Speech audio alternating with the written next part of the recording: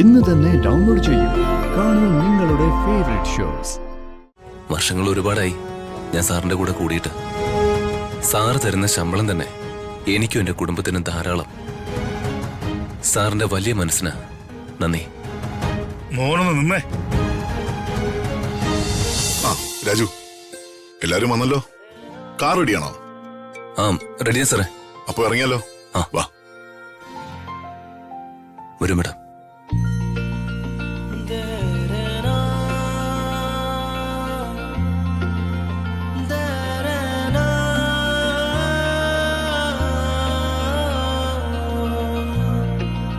മോളിൽ ഓക്കെ അല്ലേ? എല്ലാം ഓക്കെ അളിയാ. നിന്റെ പെണ്ണിന്നിങ്ങോട്ട് വരുന്നതല്ലേ അളിയാ? അപ്പൊ ഒന്ന് ഒരുങ്ങിക്കളയാന്ന് വിചാരിച്ചു. അതിന് നീയൊക്കെ എന്തിനാണ് ഒരുങ്ങുന്നേ? വരുന്നത് നിന്റെ പെണ്ണൊന്നും അല്ലല്ലോ. അതല്ലടാ, നിന്റെ കൂട്ടുകാരായിട്ട് ഞങ്ങൾ മോശം കെറ്റപ്പി നിന്നാ അത് നിനക്കല്ലേ മോശം. ആ അതുകൊണ്ട് ഫുൾ സെറ്റപ്പ് ആയിട്ട് നിക്കാന്ന് വിചാരിച്ചു. അല്ലളിയാ, അവരിതുവരെ എത്തിയില്ലേ? അവരിപ്പോ എത്തോടാ? ഇപ്പൊ വിളിച്ചിട്ടുണ്ടായിരുന്നു. ആരൊക്കെ വരുന്നുണ്ടാ? ഋതികയും വർമ്മയെങ്കിലും പിന്നെ അവരുടെ വീട്ടുകാരും ഉണ്ടായിരുന്നു. ആ അഡീഷണൽ ആയിട്ട് ഒരു പാർട്ടി കൂടി വരുന്നുണ്ട്. ആരാന്നറിയോ? രാജു. അവൻ വരട്ടെ. അവനെ ഞങ്ങൾക്കൊന്ന് കാണണം. അവൻ ഞങ്ങൾക്ക് പറ്റിയ ഇരയാണോന്ന് ഒന്ന് അറിയണമല്ലോ. അല്ലടാ, അവൻ നിങ്ങൾക്ക് പറ്റിയ ഇരയൊന്നുമല്ല. ആ പിന്നെ മറ്റവനും കൂടെ ഉണ്ട്, ആ ദീപക്. അവനായിരുന്നു ഋതികയെ കെട്ടാനിരുന്നത്. ഈ രാജു പ്ലാൻ ചെയ്തിട്ടാ ദീപകിനെ വേലക്കാരിയെ കൊണ്ട് കെട്ടിച്ചത്. അളിയാ, ഉർവശി ശാപം ഉപകാരം എന്നൊരു ചൊല്ലുണ്ട്. അതാണ് ഇവിടെ നടന്നത്. അതായത് രാജുവിന്റെ റൂട്ട് തെളിക്കാൻ വേണ്ടി അവൻ പാര വെച്ച് ആ വേലക്കാരിയെ കൊണ്ട് അവനെ കെട്ടിച്ചു. പക്ഷേ സത്യത്തിൽ അതുകൊണ്ട് ഫലം ഉണ്ടായത് നിനക്ക. അവന്റെ റൂട്ട് ക്ലിയർ ആയതുമില്ല, നിന്റെ തല വരെ തെളിയുകയും ചെയ്തു. എന്തായാലും കൃത്യസമയത്ത് തന്നെ നീ അവളെ കയറി കൊത്തിയല്ലോ. കാലക്ക് കളിയാ. ഇവരെ പിന്നെ നമുക്ക് പണ്ടേ അറിയാലോ. അവര് കത്തില്ലേ? ആ അച്ഛാ, അവരെത്താറായെന്നും പറഞ്ഞ് വിളിച്ചിട്ടുണ്ടായിരുന്നു. അവരെ വെയിറ്റ് ചെയ്ത് നിക്ക.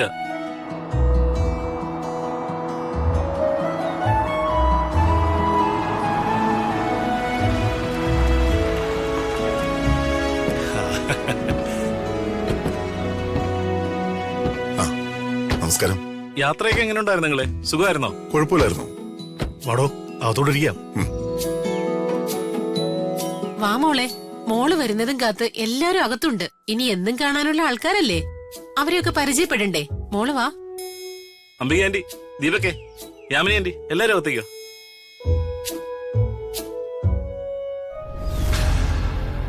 അല്ല, രാജു എന്താ അകത്തേക്ക് വരാത്തെ? പ്രത്യേകം ക്ഷണിക്കാത്തോണ്ടാണോ? ഏയ്, ഞാൻ അകത്തേക്ക് വരേണ്ട കാര്യമില്ലല്ലോ. അതുകൊണ്ട് ഇവിടെ നിൽക്കാന്ന് വിചാരിച്ചു. അങ്ങനെയല്ലല്ലോ രാജു. ഞങ്ങളുടെ വീട്ടിൽ വന്നിട്ട് മുറ്റത്ത് നിൽക്കാന്നൊക്കെ പറഞ്ഞാൽ അത് ഞങ്ങൾക്കല്ലേ മോശം. അതുകൊണ്ട് അകത്തേക്ക് വാ. ഓ, അപ്പോ ഇതാണല്ലേ രാജു? അതെ. ഹലോ രാജു. ആ, ഞാൻ കാർത്തിക്, റോഹന്റെ ഫ്രണ്ടാ. ആ ഹലോ സർ. ഞാൻ അഭിലാഷ്. ആ രാജു വാ, നിങ്ങളും വാ. നിങ്ങൾ കയറിക്കോ, ഞങ്ങളിപ്പോ വരാം.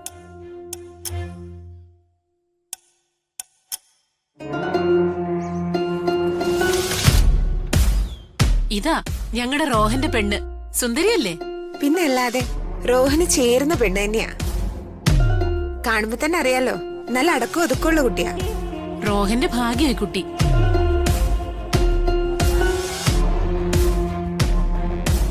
ആ അംബികെ, യാമിനി, ഞങ്ങളുടെ വീടൊക്കെ കാണണ്ടേ? വാ മോള് വാ. വേണ്ട ആന്റി, ഞാനിവിടെ നിന്നോളാം.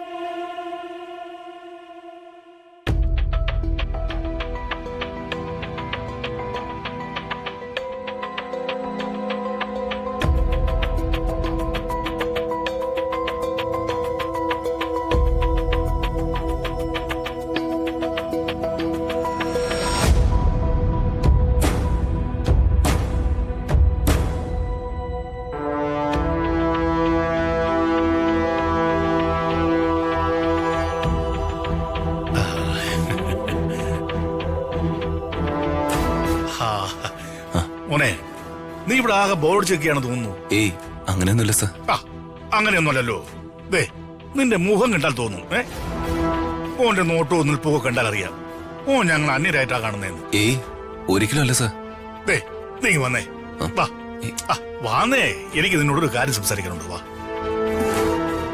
രാജുവിനോട് എന്തായിരിക്കും റോഹന്റെ അച്ഛനെ തനിച്ച് സംസാരിക്കാനുള്ളത്?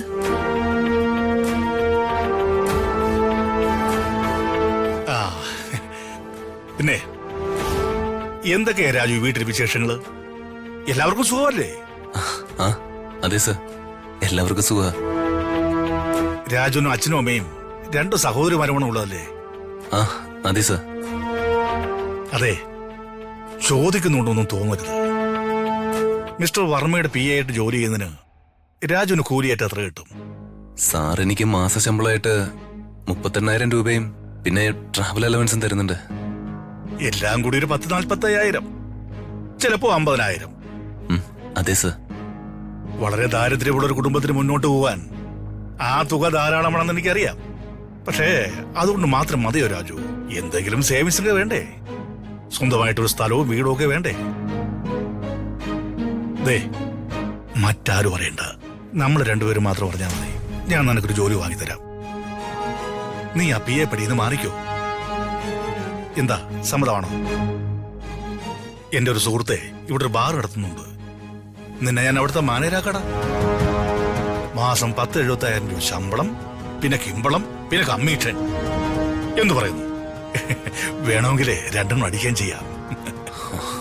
വേണ്ട സർ, വർമ്മ സാറിന്റെ കൂടെയുള്ള ജോലി തന്നെ എനിക്ക് മതി. വർഷങ്ങൾ ഒരുപാടായി ഞാൻ സാറിന്റെ കൂടെ കൂടിയിട്ട്. സാറ് തരുന്ന ശമ്പളം തന്നെ എനിക്കും എന്റെ കുടുംബത്തിനും ധാരാളം. സാറിന്റെ വലിയ മനസ്സിന് നന്ദി. മോനൊന്ന് നിന്നേ. എന്താ സാറേ? മതിയാക്കടാ നിന്റെ ഈ സാറേ സാറേ എന്നുള്ള വിളി. നീ സാറേ സാറേ എന്ന് വിളിക്കുമ്പോഴേ നിന്റെ മനസ്സിലിരിപ്പ് എന്താണെന്ന് എനിക്ക് നന്നായിട്ട് മനസ്സിലാവുന്നുണ്ട്. സാഗരാജനും മോനും വെറും ഉണ്ണാക്കന്മാരാണെന്ന് കരുതിയെങ്കിൽ നിനക്ക് തെറ്റി. നീ എന്താടാ വർമ്മയുടെ മോളുടെ കണ്ണിൽ നോക്കി കഥകൾ കളിക്കുന്നോ? നീയും ആ പെണ്ണുമായിട്ടുള്ള സകല ചുറ്റിക്കളിയും ഞങ്ങൾ അറിഞ്ഞു. അതൊക്കെ എന്തെങ്കിലും ആവട്ടെ.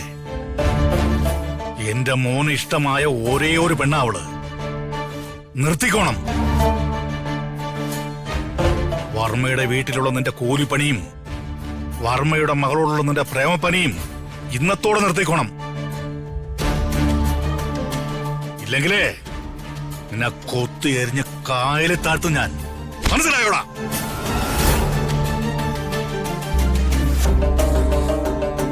സാറേ കൈയെടുക്ക സാറേ, കൈയെടുക്കാനാ പറഞ്ഞേ.